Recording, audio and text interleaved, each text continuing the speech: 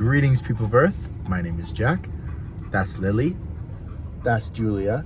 And today we're talking about doing things that must be done. Sometimes in your life you will have commitments, you will have arrangements, you will have plans that you don't necessarily want to follow through with.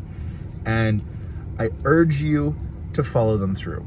The number of times that I have worked up my social anxiety, I've worked up this big problem in my head, and I've gone, what am I doing? Why did I commit to this? How can I get out of it? The number of times that's happened, too many that I don't want to admit. But when I end up actually going and I'm like, oh, you know what? Yeah, I'll go on this date. I'll go on this, whatever it is.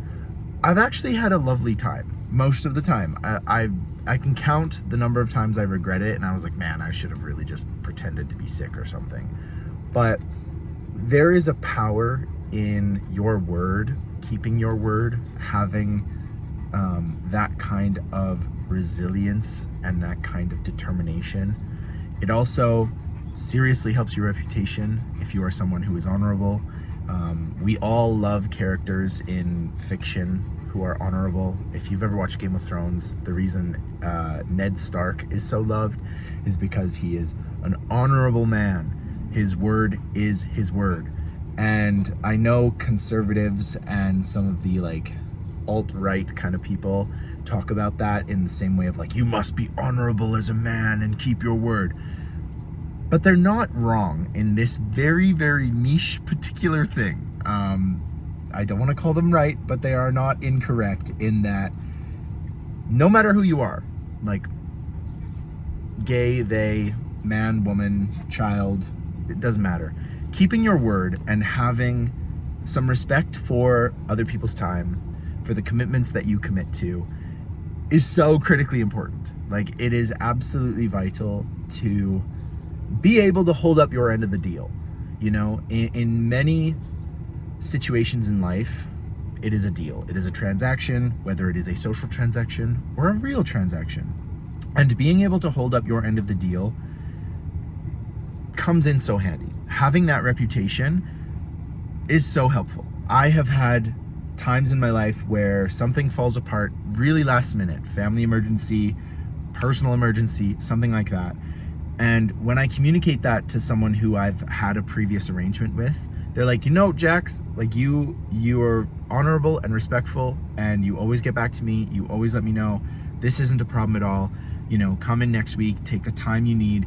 And having that kind of reputation is so useful, and it makes you feel good.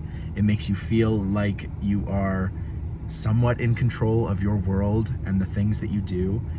And like I said, it speaks to a strong character and a strong presence of who you are, what you are looking for, and how you go about life, how you treat other people and their time. Because so many times I have been stood up, whether it is a romantic date or a friendship date, last minute I've been stood up, and it puts a really bad taste in my mouth. It's like, really? You don't respect my time enough to do this? And I even feel the same way when someone is late. If you're 15 minutes late, I can deal with that.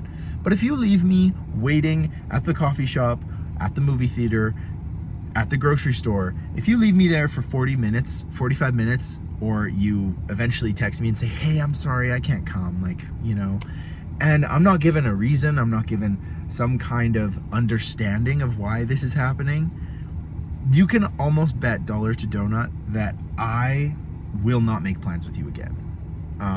Keep your word, be honorable as you can be honest. Don't be afraid to put yourself out there and love and, make those risks and take those chances. But if you're going to do something, you have to say it. I think we all have someone in our life who is constantly talking about the plan.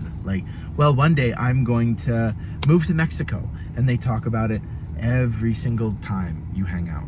And at some point, you just start feeling bad for this person. And you're like, man, this person is never actually going to do this. And it's sort of like an escapism thing for them.